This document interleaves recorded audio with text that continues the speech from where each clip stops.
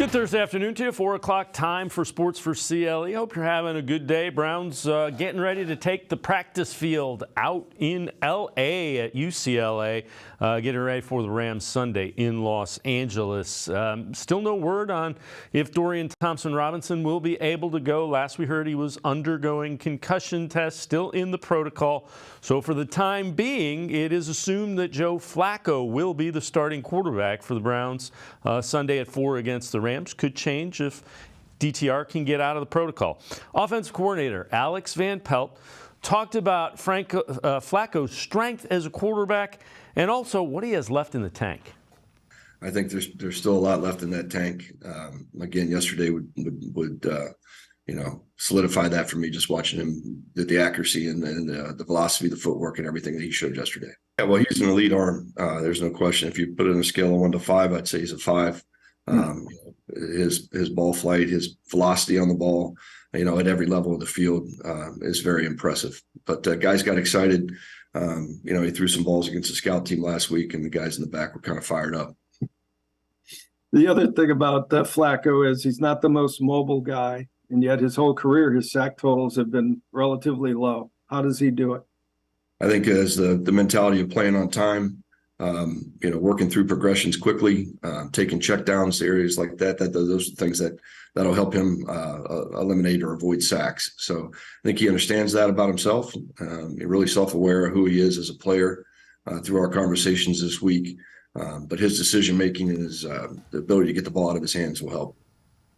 With that, let's welcome in Quincy Carrier, Untitled, Unfiltered Browns coverage. So, Quincy, again, we're awaiting word to see if DTR can get out of the protocol.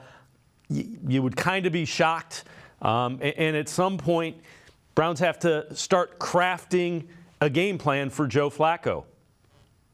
Well, the good news is that Joe Flacco and DTR, when it comes to how they play the actual quarterback position, play it very similar. You look at the time to throw for both of those quarterbacks, they are very similar in that sense. When they're in the pocket, they play the game inside out, short to deep, being on time, getting the ball out quickly. That's where Joe Flacco thrives.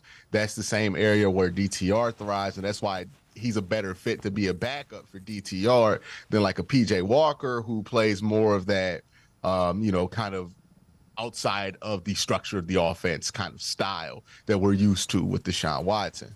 But that's the good thing when it comes to Joe Flacco stepping in. It won't really be that much of a change. I know people see the difference in athleticism from Joe Flacco and DTR and assume that there's a great change in the style that they play quarterback, but DTR and Joe Flacco are more similar in the pocket than they are not alike. Yeah, that's fair. The one thing is, and Tony Grossi in that question kind of addressed it. He is not mobile, but hasn't taken a lot of sacks. The other thing is, people want to point to the last few games with the Jets. Were not good. This offense very different. The Jets' offensive line not nearly as good, particularly when you're talking the interior, center and the two guards. Those are the things you need to stand up if you're going to have Joe Flacco play effective quarterback. Yeah, and you're not asking Joe Flacco to play hero ball, right? Like, you're not asking him to throw deep 5 times, 8 times down the field and make 6 of them. You're just not asking of him this week. You're just asking Joe Flacco to be Jacoby Brissett, to be a backup level quarterback, and I think that's a role that he can fill quite fine. And I think that's the thing that people miss when they look at the Browns and what they've been able to do with backup quarterbacks. It's not that they're able to magically make these quarterbacks much better, but they are able to put these quarterbacks in situations where we're not asking too much of them. That's called good coaching. Go figure. Yes. So I know you've addressed this. What's the best case scenario for the Browns season right now as we sit at 7-4? Best case. Best case scenario, you win this week. We'll see what happens at home versus Jacksonville, since his defense is so much different at home. Like, you can't count them out of a game. But let's say you get to 12 wins. I think that's probably the best you can hope for kind of scenario for the Cleveland Browns. And let's say you feel really good about not really good. We're not going to feel really good about the offense. Let's say we feel pretty good about the offense, or kind of good about the offense. Then you start to think to yourself, hey, if we get the Texans in the first round or the Bills in the first round, we might be able to beat one of those teams. And then depending on the draw you get in the second round, you could just take it week by week at that point. but if this offense can get to a point to where we feel like DTR is a bit of a playmaker at the quarterback position, then that's when you start to think, oh, we might be able to do more than we thought that we could do, considering everybody who's out. And again, the fact that that 12 wins is not a scenario that would get me laughed out of the building right now. It's like very possible that they could do it, despite all of this tells me that we're already in the best case scenario for the Cleveland Browns of this season, at least for the first 11 weeks. So Jim Schwartz, defensive coordinator, was asked today just his takeaways from that performance against the Broncos on the road Sunday. Probably the biggest thing is we missed 3 or 4 chances to really take that game under control, and whether it was, a short yardage play where they barely got a first down, or a pass interference play, or after a turnover on offense, ability to get off the field, which we did, I think, second series of the game.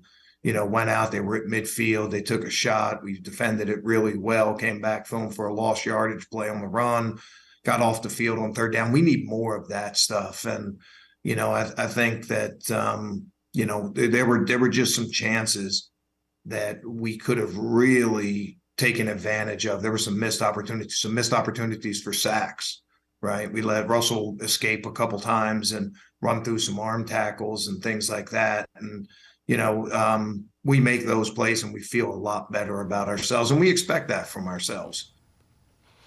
So, Quincy, what do they need to fix defensively, like immediately, if not sooner?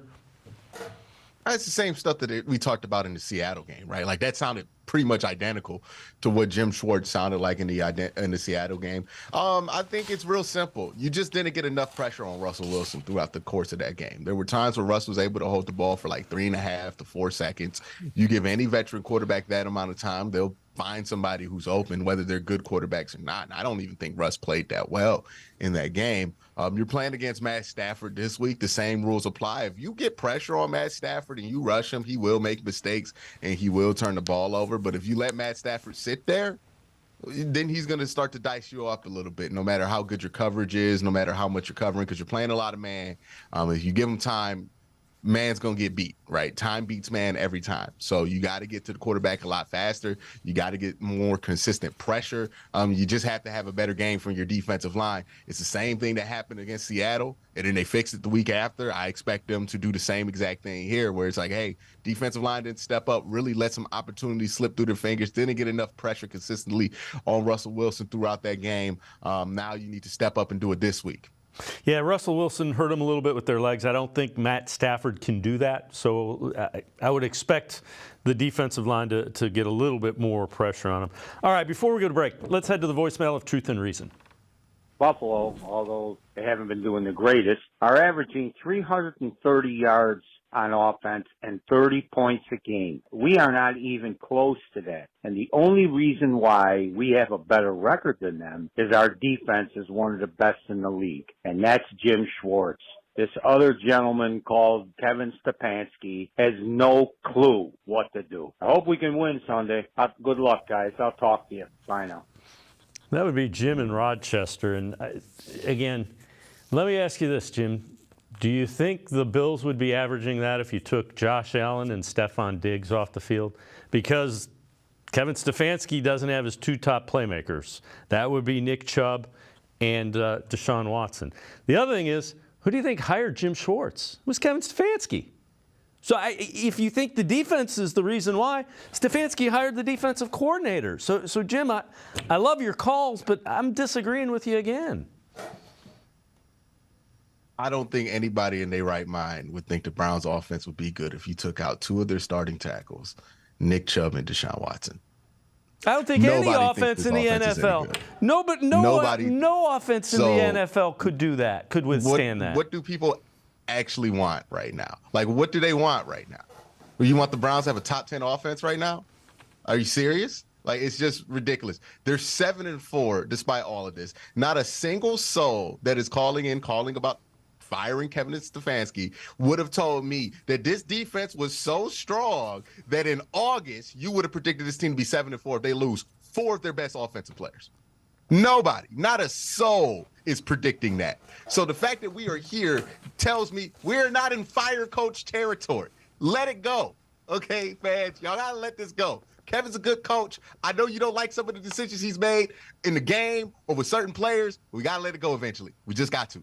Well, the fact that they are 7-4 means the coaching staff as a whole doing a pretty damn good job. All right. Yeah, Romeo Crennel ain't getting to 7-4 with this roster. You know what I mean? Like, it ain't happening, dog. Like, Quincy Carrier and I are going to step aside, take a quick time out. Other side of the break, we'll head back to the voicemail of Truth and Reason. Sports for CLE. We'll be right back. Stay with us. An Ohio lottery machine. The holiday scratch-offs are worth hundreds of millions of dollars. Non-winning tickets have a second chance. Is that Marion Bright? The first ever $1 million holiday game! Hello?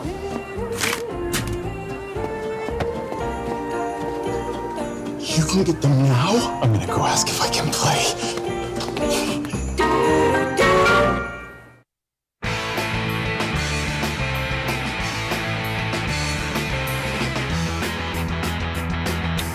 We continue talking Browns with Quincy Carrier from Untitled, Unfiltered Browns coverage. Let's head back to the voicemail of Truth and Reason. I'm concerned with Denzel Ward. He's a Pro Bowl corner shutdown. I'm just wondering about the availability of Ward. Has there been any updates or what's the latest? I remember they said multiple weeks, and so I'd like to get some kind of update. Appreciate you taking my call. Hey, happy holiday season. Go Browns. As always, appreciate all of the voicemails. Quincy, Denzel didn't practice yesterday. That's not concerning yet, but you know, again, he's not a real big guy, and he plays cornerback, and he plays it in a physical style. So that's why he gets banged up like that. It's the way he plays. Some guys just get. It's the way he plays the game. Yeah, some guys just get banged up too. Like, it might not even be because Smitty for the Eagles, he doesn't get hurt at all. He plays the same kind of physical style, just on the other side of the ball. So some guys just get hurt more often than others. Denzel Ward, unfortunately, on the other side of that. We'll see what happens with his injury. I do think it's a good sign that he made the trip to the West Coast with the team, right? He was there in Denver. He's going to be there this week in LA. That tells me that they think there's a chance that he could play against the Rams. They felt like there was a chance that he could play against the Denver Broncos. We'll see where he's at the end of this week, but I wouldn't be surprised if he played against the Rams. Yeah, I wouldn't either. And again, he was on the field, just didn't. He kind of worked off to the side yesterday. Browns should be getting on the field out in Los Angeles a little bit. We will update that as the show goes on. Who practiced, who didn't. This is interesting. So this is defensive ranks in Havoc rates. So that takes tackles for loss, no gain, forced fumbles, interceptions, pass deflections, pressures, divided by total plays. Browns are tied for number one, 58% with the Cowboys. 49ers are 55%. Ravens, 53%. Bills, 52%. What do you notice about all of those? And then you see below there's Philadelphia, Detroit, Jacksonville, also at 50%. Those are all playoff teams. Those are all of the playoff teams. So if you're looking at a common thread, one of the things that, defines what a effective team is, that havoc rate is something you look at. Yeah, nothing gives you a high floor like a good defense, right? We get all lost in the offensive league, and you need to score points, and that is important, right? You do need the ability, right, to put up 30 points. But you look at the top offenses over the last 10 years, and you look at the top defenses, significantly more Super Bowl wins and appearances for those top defenses, right? I think sometimes we get the formula kind of backwards. I think it is better for a team to be able to sustain success during a football season when you do have a great defense and you have at least a good offense, right? You can even look at the team that's been to the AFC Championship game 2 times in a row. They won't come back this year unless they have a miracle, the Cincinnati Bengals. But the secret to their success has been good defense. And then they got Joe Burrow to get 30 points if they need to, right? But that's kind of the formula. That's the formula that the Browns are using. That's what they hope to do next year with Deshaun Watson. Hopefully you get a little bit of that with DTR at the end of this year. But that's the formula, right? A great defense and an offense that can put up some points every once in a while, and then you should be set. So Jim Schwartz, defensive coordinator, was asked the difference between the Browns' defense at home and on the road this year. Obviously, the home crowd helps us. It helps our pass rush. We feed off of the excitement from the crowd. I think we provide energy both ways. We provide them some energy. They provide us some energy. I think the biggest thing on the road is just a little bit like I talked about before. We've had chances to take games under control, and we've just missed those opportunities. This game, is half your games are going to be played on the road. And, we need to come out with road wins. We understand that. We know that. And particularly, like I said before, as you get late in the season, winning road games are, important to where we want to be. And the other thing, Quincy, he continued on and said, we've noted it. We're trying to figure out. There's nothing that they can come up with that is, definitive as to why there's such a dramatic difference. Yeah, it might just be energy. It might just be like the opponents that you faced. It might just be a coincidence. It could be anything, right? Football has so many variables.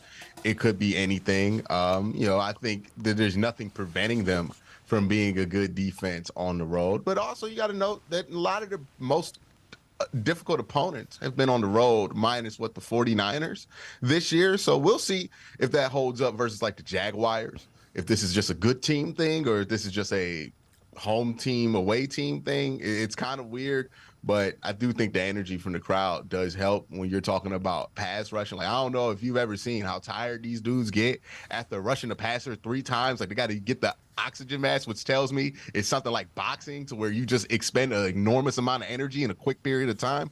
I imagine the adrenaline from a crowd helps with that. Yeah, and the other thing is, it hurts the offense. The offense can't make the adjustments in the audibles because of that crowd noise. This is from NFL.com. Most likely first-time Pro Bowlers.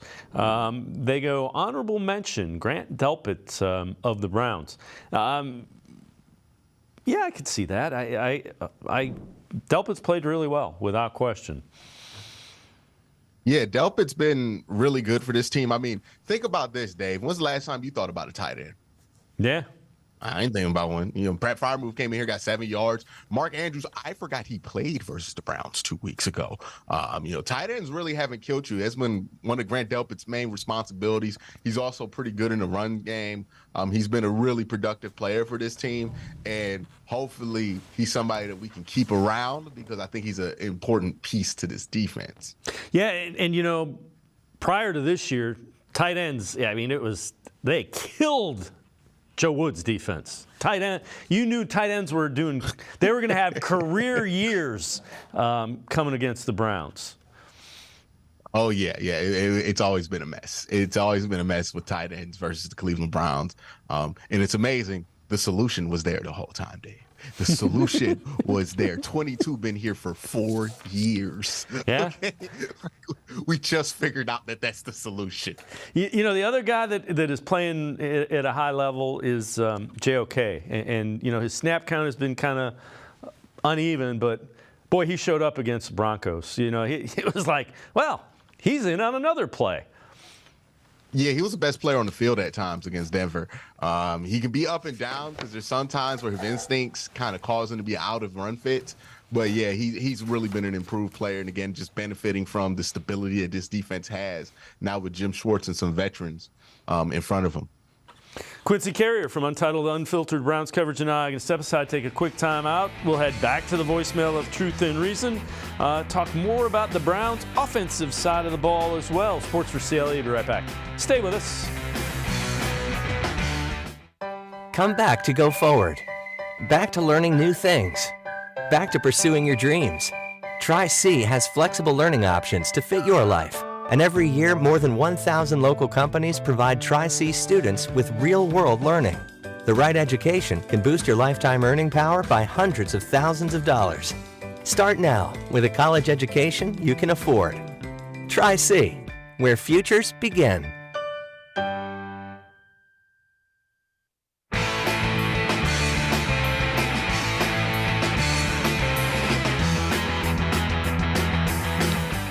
We continue talking Browns with Quincy Carrier from Untitled Unfiltered Browns coverage. Let's head back to the voicemail of Truth and Reason.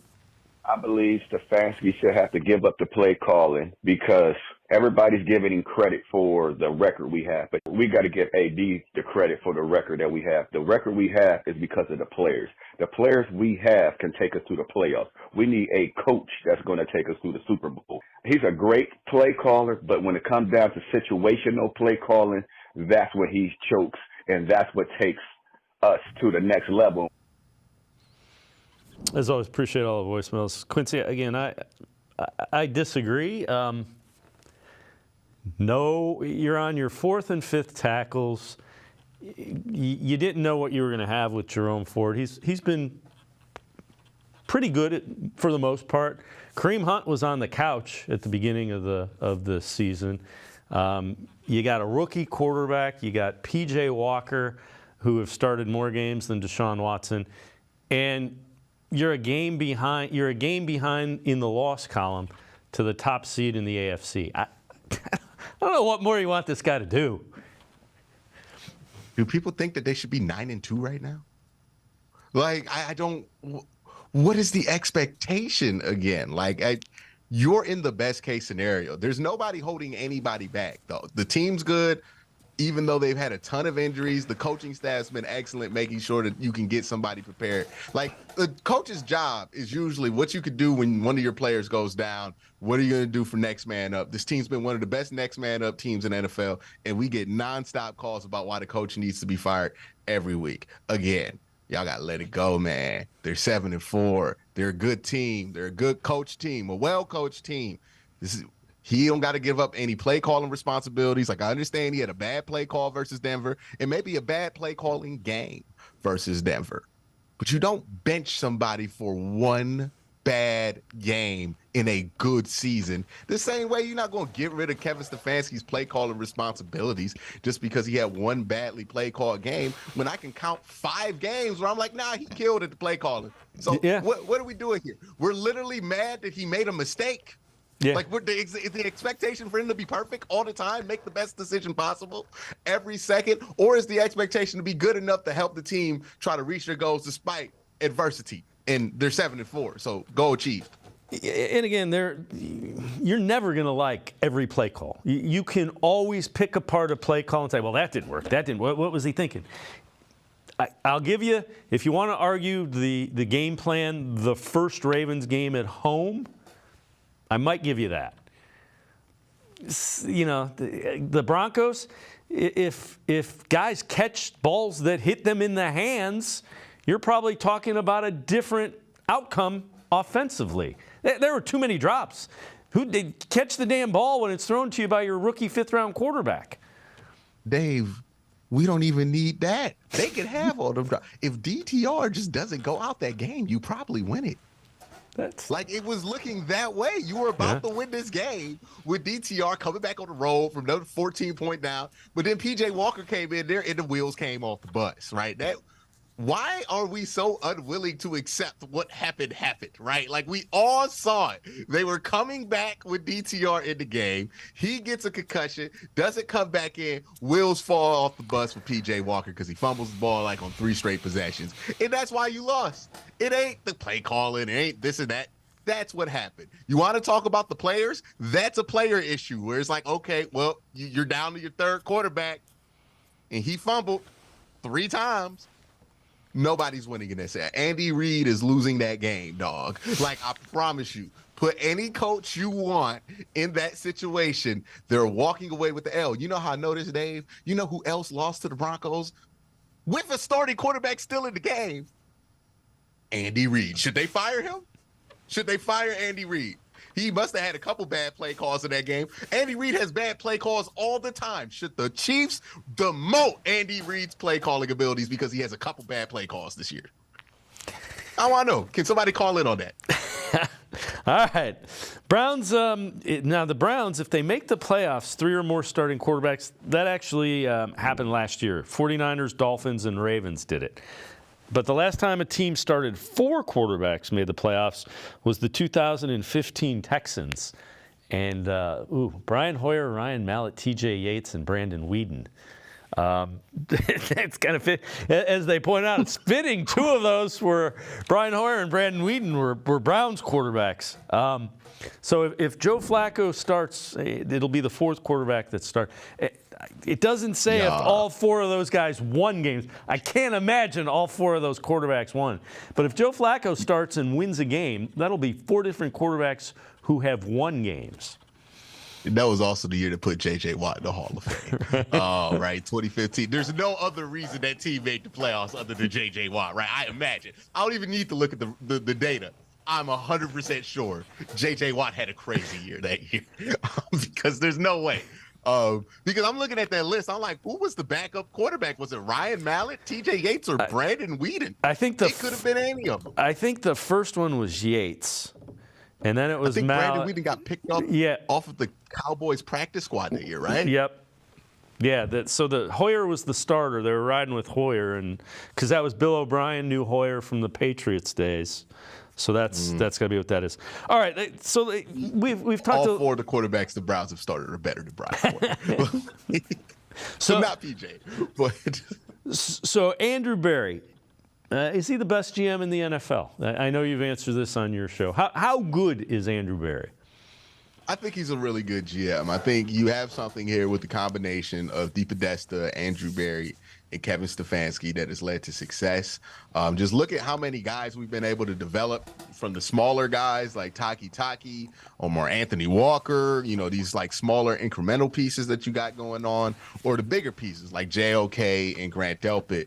The Browns are finally a good landing spot for a young player to go to, right? It used to be Cleveland was not one of those teams that you wanted to get drafted to, not just because the records were bad in Cleveland, but because the ground wasn't fertile for development in Cleveland. We kept firing coaches, firing GMs, firing guys left and right, and that led the ground to be very barren when it comes to developing some of these rookies. And you saw in that period of time, despite the fact that the Browns had a lot of top 50 picks, none of them panned into anything because we didn't have the right grounds to develop. And you're looking at the Browns now the last 4 years, probably at the least amount of top 50 picks that they've ever had and the most success in the draft that they've ever had, especially when you look at draft value per pick with what you're getting, right? Like a DeJuan Jones, that don't happen. In past Cleveland, we don't end up being a good spot for DeJuan Jones, right? But that's the thing that's changed. This Browns team is not only has the ability to get guys who they could develop and get right, but also they're a good spot to develop players because they're a stable spot. And you're starting to see this year the Browns feel like an AFC North team because they're doing the stuff that we've seen other AFC North teams do for decades. Yeah, and to your point, stability allows you to identify players that fit into your system. That allows your backups to come in and you to withstand injuries like the Browns have so far. You mentioned DeJuan Jones. Check this one out. This is CBSSports.com redrafting the 2023 draft. They have DeJuan Jones going 10th overall to the Chicago Bears. Jones has given up just 3 sacks, has been beat on just 2.9% of the snaps, which ranks 4th among all rookie offensive linemen who have taken at least 100 snaps. And remember, they got him in the 4th round. The redraft has him going 10th overall. This is one of my main points when people want to talk about the Deshaun Watson trade. You can always do the what if, and what if the Browns had these picks here, they could have got more talent. But the bottom line is, did the Browns get enough talent in the draft to be able to sustain a good roster for years to come? And that's what they've been able to do in these 2 years that they've had no first-round picks because of the Deshaun Watson trade, right? Talk about Martin Emerson last year, a similar high-value player. Talk about DeJuan Jones this year. You've been able to replenish and refill this team with first-round level talent despite the fact that you didn't have first-round picks. And that's going to be vital once you get your first-round picks back in a year. And again, credit goes to the front office, Paul DePodesta. You can say whatever you want about analytics and all that, and Andrew Berry for drafting him, as well as the coaching staff for recognizing and developing him. All right, we do finally have some word from Los Angeles UCLA. DTR is not, so he is not able to practice. He remains in the concussion protocol. And Quincy, as you get further and further into the week with a rookie quarterback who making his third start, you probably, if he can't get out and at least get some reps, you're probably going to rely on the veteran guy, Joe Flacco. Yeah, and he needs at least one day of practice in order to play and clear protocol now with the way that it's set up.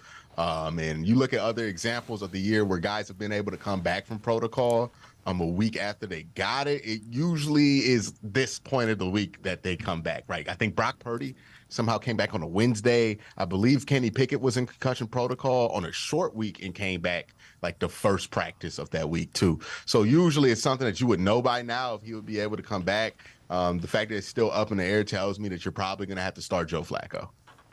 Quincy Carrier and I are going to step aside, take one more time out. Other side of the break, we will head back to the voicemail of Truth and Reason and more updates from out in Los Angeles where the Browns are on the practice field. At least some of them are. Sports4CLE, we'll be right back. Stay with us. The Ohio Lottery Partners in Education program is dedicated to recognizing exceptional students, teachers, and schools throughout Ohio. Scan the QR code on screen to nominate students and teachers as Academic All-Stars and Teachers of the Month. They must be currently enrolled or teach in grades K through 12. Is your K through 12 school developing students' literacy skills to achieve success in reading? If so, you can nominate your school for the School of the Year. Students can win $100, teachers can win $500, and schools can win $2,500. Scan the QR code, fill out the forms, and nominate deserving students, teachers, and schools today. The Ohio Lottery Partners in Education program takes pride in honoring exceptional students, teachers, and schools across Ohio. Submit your nomination today. It's fun, fast, and free.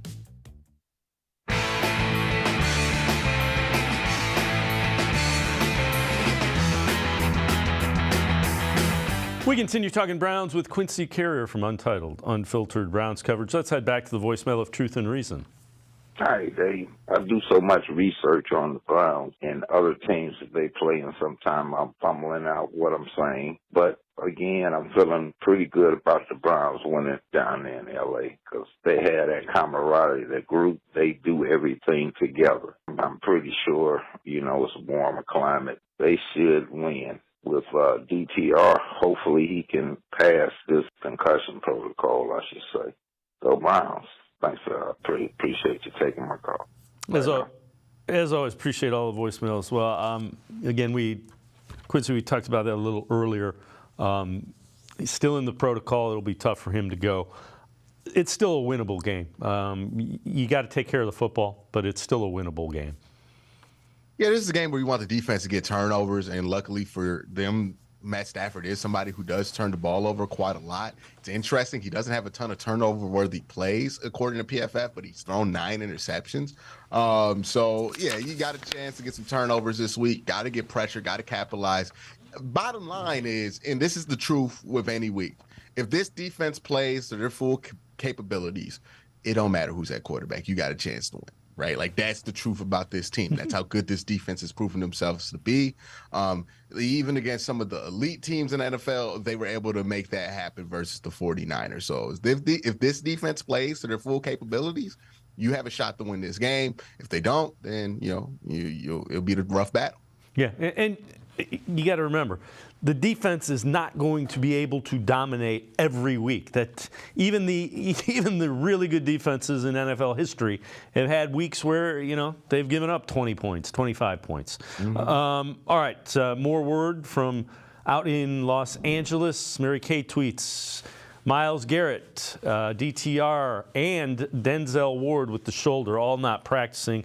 Again, I wouldn't expect Myles Garrett to necessarily practice. There's not going to be much to be gained by there, and not concerned yet with Denzel. If he can get, a limited practice in, he could very well be good to go as well. Yeah, I think both those guys are shooting for like one limited practice. It's interesting, right? Myles Garrett and Denzel Ward, even though it feels like we've watched them, like it still feels like it's their first rookie contract year with them. They're still young players. No, those are bona fide veteran players. So when it comes to those kind of guys, you're just going to wait till Friday. Well, Friday see if they can go out there. If they can go out there, and they're probably going to play. All right, Sean McVay, Rams head coach, talked about the Browns' quarterback situation and what he's seen from DTR. I think the overall athleticism, Nick, you know, the ability to be able to create, you can see he's gotten better with a little bit more experience. I thought he did a really nice job in some of the things that he had done in the preseason. And then just, you know, seeing his body of work when you're flipping on the games on Saturdays, you know, with what a great career he had at UCLA. So a lot of those things that you see these good ones do, they have the ability to extend plays. I thought he did a good job of being able to play in rhythm, and you know, both he and PJ. And then, you know, you never know what their you know, approach is with Joe. So we got to be ready for all of them. You know, I know Joe just from, you know, meeting him and saying hello a couple times when I was really in Washington. You know, before we would play them every single preseason or some games, but you know, I'm a fan of the game, so I've respected him from afar for a long time.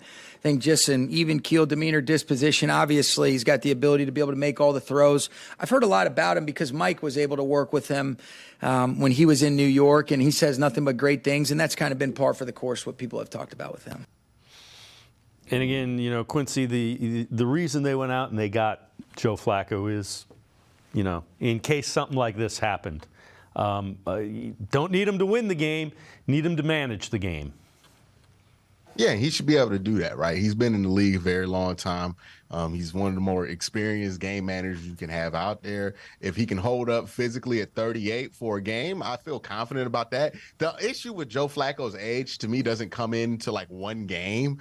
It's more about like, okay, what if you have to play him for 8 games? Like, what's that going to look like by the time he gets to week 8? Because as you know, like when you get older, your body just can't sustain the same amount of damage and perform the way you want it to. But a fresh Joe Flacco, I think this is probably going to be the best he's going to look. And if you're just asking him to come in and spot start, I think he could do that for you really well. I just don't think Joe Flacco is somebody who could play like 8-9 games anymore at the age of 38. We kind of saw that with Phillip Rivers, where he started well last time he was in the league with the Colts, played a couple of games, looked really good. And then like by the time you got to week 12, you're like, oh boy, it's really going off the wagon for him because again, the body just can't sustain the damage. All right, so keys. This is going to be Mac tweets this out. We always take a look at some of his things. 2 keys for the Browns to beat the Rams. 1, stop Kyron Williams back off the IR last week. 200-plus total yards of offense, 2 touchdowns. And then 2, win the turnover battle. Browns offense still leads the league in turnovers, but the Rams defense not turning it over. They're 30th. Only 9 takeaways on the season. So those are 2 things that kind of go together, and like you were saying, those are good things because this offense is they're worst in the league in turnovers. They have given the ball away more than any other team in the NFL, and somehow they're 7-4. Yeah, just play a clean game. And they really got to figure out what's going on with those run game issues because, like, every game it seems like we have, like, a period of, like, a quarter where we just can't stop the run for whatever reason. They got to figure out what that issue is and solve it. But, yeah, I think that, you know, just playing a clean game is going to be the most important thing that you could do in this one. You play a clean football game. You play good defense. With this kind of a defense, you have a chance to win any game you play. All right, before I let you go, what does it look like if the Browns do in fact win? You know, what are they doing offensively? What do you see them doing defensively? Or what do they stay away from defensively, maybe more importantly? Yeah, I think you probably find a way to get a couple turnovers, right? Like if you find a way to get 1 or 2 turnovers in this game, or maybe it might fold out in a way to where 1 is what you need. But you find a way to give your offense some short fields. If you give Joe Flacco and Jerome Ford short fields, they'll be able to have success with that.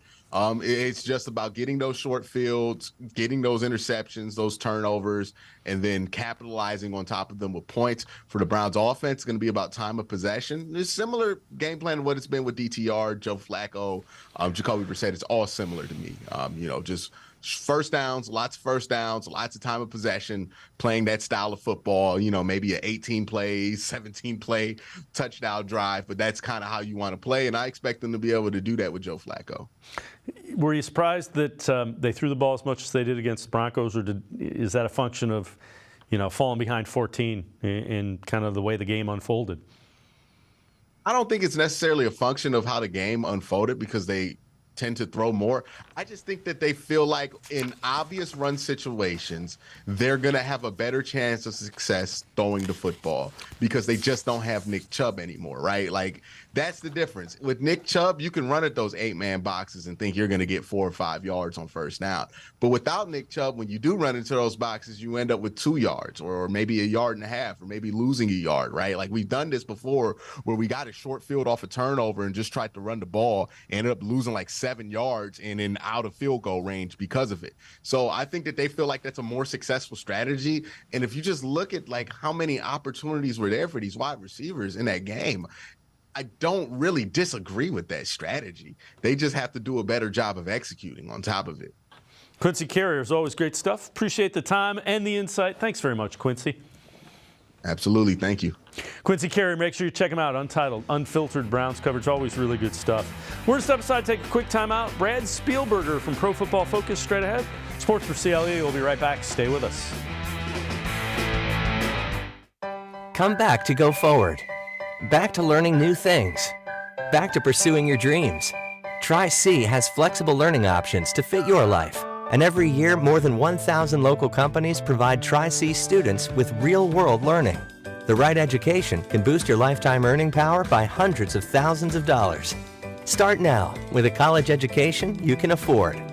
Tri-C, where futures begin.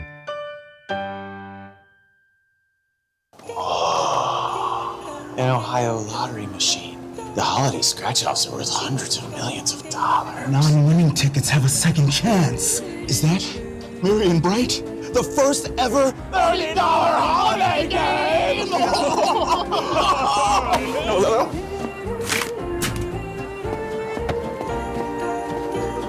You can get them now? I'm gonna go ask if I can play. I am powerful beyond my wildest imagination. I will define my future. I will keep challenging myself to improve. Because I am a future leader of this great nation. I will be responsible for raising a beautiful family. And educating not only my generation, but many more to come. I will make a difference in my community.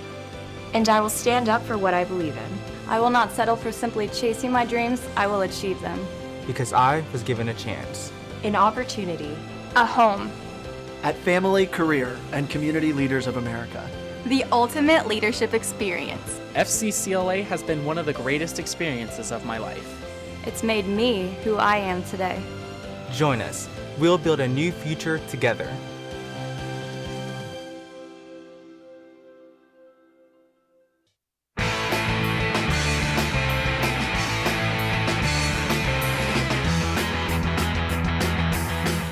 We continue talking Browns on Sports4CLE. DTR still in the concussion protocol, so it may be Joe Flacco making his first start with the Browns. Craig Carton on the Carton Show with a New Yorker's take on what we can expect from Joe Flacco. It's like his legs are in cement. No, reference to Jersey and all that. But it's like the dude can't move. So if you have an offensive line that lets anybody get out, it's a sack, right? Because he cannot move out of the pocket. And I know that for a fact. But what's amazing is that here we are in week 12, and you have a team that right now is a playoff team. Yep. The Cleveland Browns today would be in the playoffs, and they're going to old man Flacco to keep it alive. Yeah. That tells you all you need to know about the current quarterback situation, not only in Cleveland, but in the league. That we actually picked up the phone and called Joe Flacco, knowing what he looked like last year with the New York Jets, as our salvation to make the playoffs. Yeah, that's whack. Yeah, but the reason you go get Flacco because the way Kenny Pickett looked against the Bengals, right? He was confident. The offense had over 400 yards, and right now, with the Steelers being in the fifth seed and them being in the sixth seed, they got to keep up. And when you talk about P.J. Walker isn't him, DTR is knocked around. They need a confident guy, and they have an offensive line that can protect them. So you got to go get a veteran quarterback. With that, let's welcome in Brad Spielberger from Pro Football Focus. Brad, what did we see from Joe Flacco with the Jets last year? Look, obviously he's an older player now in the back nine of his career. I think it's funny that he had a 4-touchdown game against the Cleveland Browns in particular, and that miraculous comeback for the Jets against Cleveland. But look, I mean, Carton, kind of just firing off hot takes as he's known to do. what Flacco's going to do is throw the ball downfield and force defenses to respect the downfield passing game. He's kind of infamous for generating a lot of defensive pass interferences, but also I think with a potentially big Cedric Tillman game, with Elijah Moore maybe asked to do more down the field, it's going to be, it's going to be opening up the run game and opening up things underneath for guys like a David Njoku looking to bounce back, etc., because defenses have to respect. Look, Flacco can't hit these deep bombs against us, so we have to, be prepared for that. It opens up the field for everybody else. Is he a guy that will throw over the middle? The one thing I don't see a lot of crossing routes. I don't see a lot of things over the middle. I'm guessing it's because DTR is a rookie and you're concerned about thrown into traffic and coverages being disguised. Does this open up the middle of the field, do you think, for the Browns passing offense? I think it's a great point. Yeah, obviously Stefanski too, I think, wants to attack the middle of the field. You mentioned crossers and mesh, but even just deep posts and different things to attack, too high safety coverages. The Jets are going to play a lot of cover 3, so it depends on the opponent each week. But yeah, no, I think you are going to see a willingness to throw over the middle of the field more consistently, because Flacco certainly can identify what he's looking at, can sift through any rotations of coverages and things of that nature. Cerebrally, he obviously, not a discredit to DTR. It's a rookie versus a 15-year NFL quarterback. He can diagnose. He can be confident throwing over the middle. He will make mistakes. He'll probably put the ball in harm's way at times. But I think, again, it's a good point. It will open up more areas of the field, whereas Stefanski's not shying away from at least taking shots in that area. When you look at some of the limitations, is it a real concern with his lack of mobility, or is that overplayed? The other thing is, the record wasn't great with the Jets. What went into that, do you think, as well?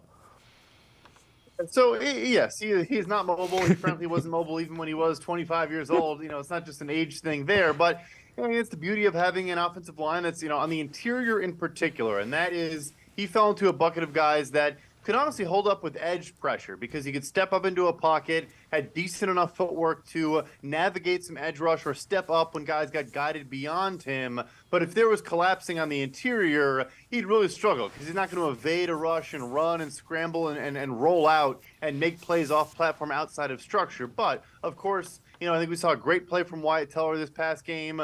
DeJuan Jones continues to play very good at right tackle, so that right side in particular looking good. And then you need Bitonio and Pocic to step up and play well. So, yeah, it's not a part of his game, but I think the way that Cleveland might get pressured by the Rams in particular, with Aaron Donald on the interior, if these guards can hold up at least as well as they can against a guy of Aaron Donald's caliber, it's a decent matchup from that standpoint. So how do they navigate, being the Browns, the new injuries on offense and defense? What does it look like for them to, get 4 or 5 wins that they need to be a playoff team? Yeah, it does look like Amari returned to practice. That's huge for the offense. Obviously, the defense has some more question marks as of right now. But even if Amari is not 100%, I think not elevation, but the usage of a Cedric Tillman looked really, really good. I thought, in the capacity he was finally used. A bunch of catches, 55 receiving yards, not just a jump ball downfield receiver, but, some back shoulder work and some towards the boundary work, which, again, I think is going to work with the Joe Flacco. They've had a ton of time to work together and establish that rhythm and that timing. But I do think on those type of routes, an established vet like a Flacco can develop chemistry and get used to, when is Tillman going to get in his break? Can I throw this before he gets out of his break? And just give him a chance near the sideline. I think you'll see a lot of that as well. But, yeah, it also comes down to, you need David Njoku to catch some balls, play much better than he did against Pittsburgh, and just, deliver over the middle up the seams when he can. And last but not least, some good outings from Jerome Ford and Kareem Hunt are going to go a very, very long way at this point, because you can get a little bit of play action, a little bit of different concepts with Flacco if the run game is hitting, so it needs to. All right, Week 13 matchups to watch. This from Pro Football Focus. Rams right guard Kevin Dotson versus Browns defensive tackle Delvin Tomlinson. Traded from the Steelers this offseason. Dotson, the top-graded guard in the NFL. He's been fantastic for the Rams especially as a run blocker. He'll see a ton of Dalvin Tomlinson in Week 13, one of the top run-stopping defensive tackles in the NFL. How important is that? Kyren Williams came back and ran wild. Again, I know it was the Cardinals, but he still had a big game on the ground. Kyren Williams came back and exploded, no question about it. And yeah, Dotson's been a revelation. Coleman Shelton, I think, is an underrated center at this point for the Rams. They're pretty solid on the interior. They've struggled on the outside, which is why it'd be lovely to have Myles Garrett against whoever they trot out at left tackle if he can recover from that shoulder. But yeah, that is an awesome matchup. And you know that McVay really does not want to drop back a bunch and let these pass rushers. I know Okoronkwo is also dealing with something right now, but Za'Darius had 5 pressures last game. All these guys that can generate pressure. He doesn't want to, put Matthew Stafford in harm's way. So if the Rams can establish the run and can win over the middle, that's going to cause problems. I do think Dalvin in particular is a good matchup. These are lighter zone blocking centers and guards, Dotson included, and Dalvin's a load. He's a handful, and I think he can displace those players and get through those players. If he gets ahead of steam in the right direction and gets through these blocks, split some combos, things of that nature. But that is going to be a key battle. There's no question about it. Brad Spielberger from Pro Football Focus and I are going to step aside, take a quick time out on the side of the break. We'll hear from Matthew Stafford talking about his former head coach, now Browns defensive coordinator, Jim Schwartz. Sports4CLE, we'll be right back. Stay with us. An Ohio lottery machine. The holiday scratch-offs are worth hundreds of millions of dollars. Non-winning tickets have a second chance. Is that Marion Bright? The first ever $1 million holiday game!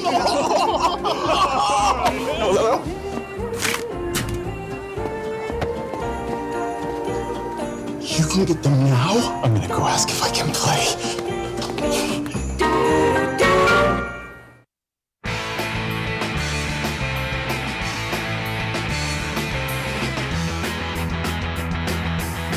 We continue talking Browns with Brad Spielberger from Pro Football Focus. Rams quarterback Matthew Stafford talked about the Browns defense and Jim Schwartz, who he played for with the Detroit Lions. His first 5 years in the NFL, Schwartz was his head coach.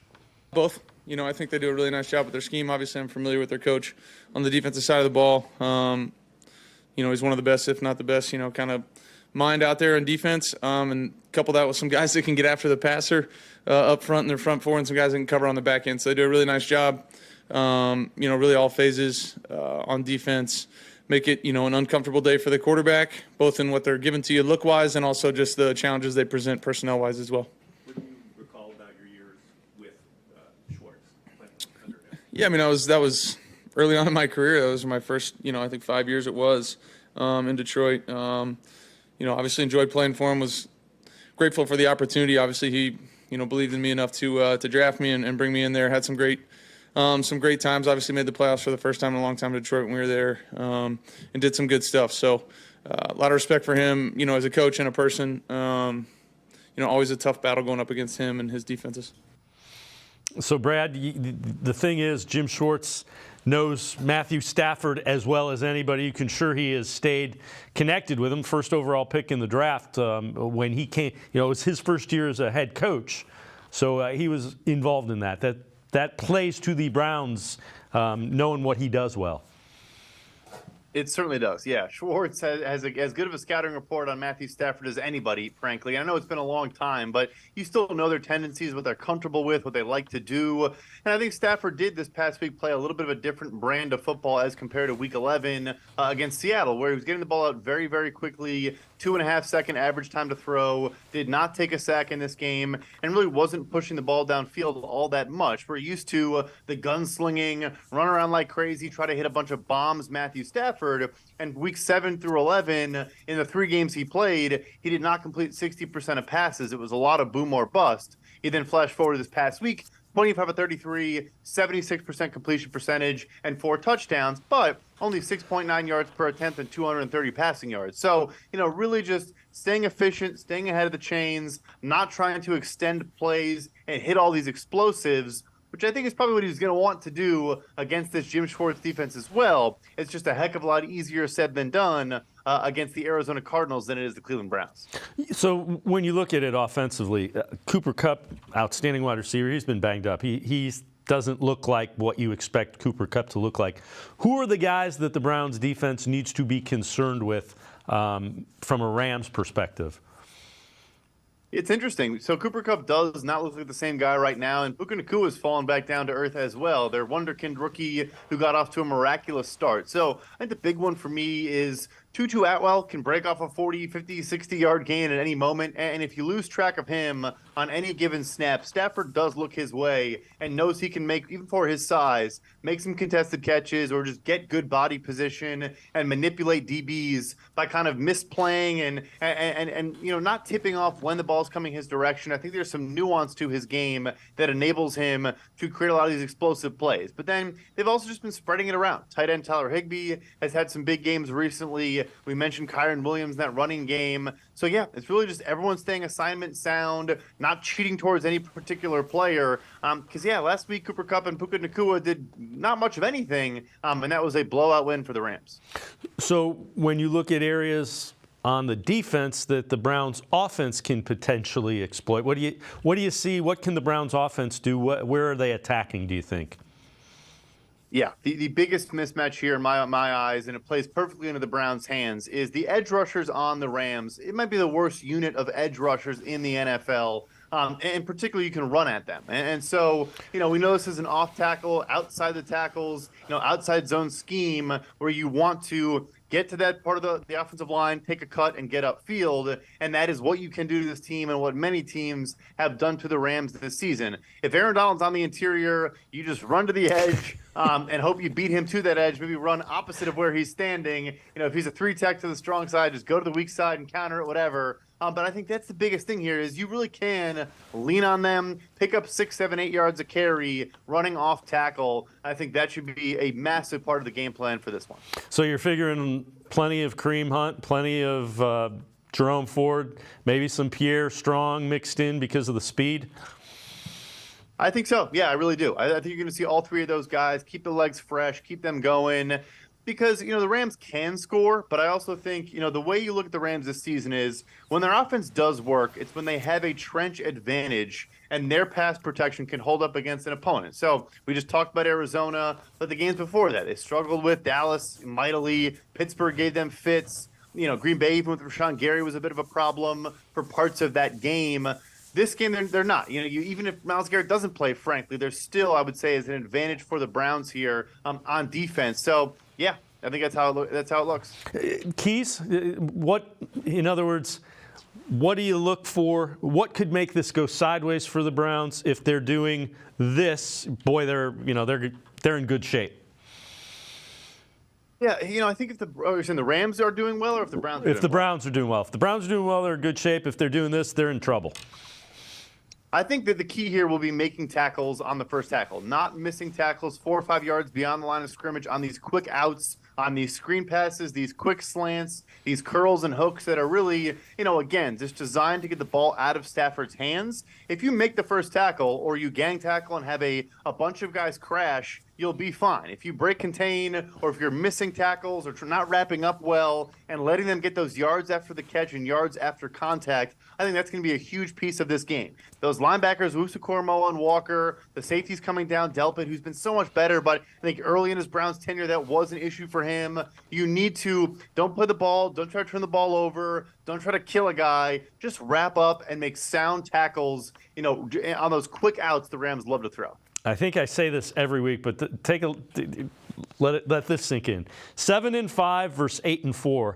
That just seems like it seems like night and day difference relative to the playoffs. Really does. And at this point in the AFC, like every single win is gigantic because that cluster from 5 to 10 really, is, what was it, 7-4 and like 6-6, range, like all those teams from the Bills to the Steelers kind of fall in that bucket. Yeah, every game is massive. There's huge leverage each and every week. And I know it's not a divisional game or, a conference game, but it's a game you certainly can win against a team that is, below average overall on the roster. It's a huge matchup. Yeah, and again, a road win, Never easy. Road wins never easy in the NFL, especially when you get into late November, early December. Brad Spielberger, Pro Football Focus. Great stuff as always. Appreciate the time and the insight. Thanks very much, Brad. Thank you. Brad Spielberger, make sure you check him out. Pro Football Focus, always really good insight with not only the Browns, but the entire NFL as well. It's going to do it for this edition of Sports for CLE. We will see you back here tomorrow at 4 o'clock. Have a great night, everybody. See you tomorrow at 4 on Sports for CLE.